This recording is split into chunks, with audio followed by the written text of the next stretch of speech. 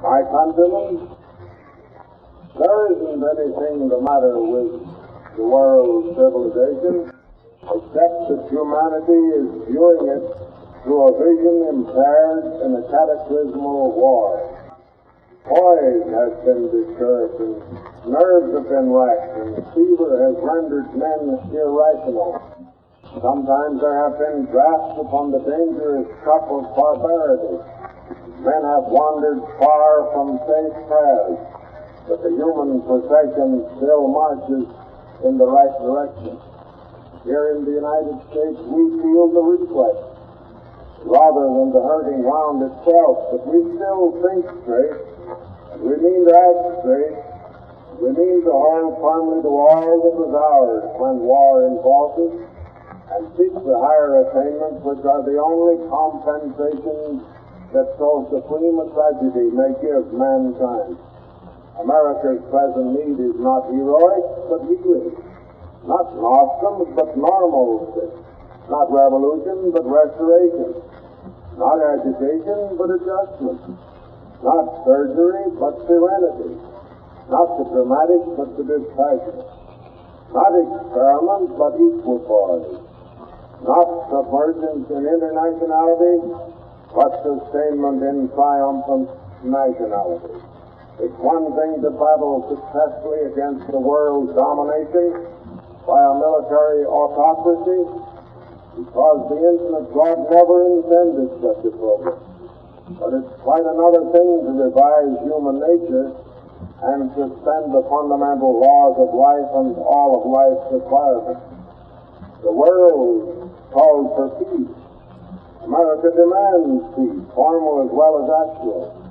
It means to have it, so we may set our own house in order. We challenge the proposal with an armed autocrat to dominate the world, and we choose for ourselves to cling to the representative democracy which made us what we are. This republic has its ample task. If we put an end to false economics which lure humanity to utter chaos, ours will be the commanding example of world leadership today. If we can prove a representative popular government under which a citizenship seeks what it may do for the government and country rather than what the country may do for individuals, we shall do more to make democracy safe for the world than all armed conflict ever recorded. The world needs to be reminded that all human ills are not curable by legislation, and that quantity of statutory enactment and excess of government offer no substitute for quality of citizenship. The problems of maintained civilization are not to be solved by a transfer of responsibility from citizenship to government, and no eminent sage in history was ever drafted to the standards of mediocrity.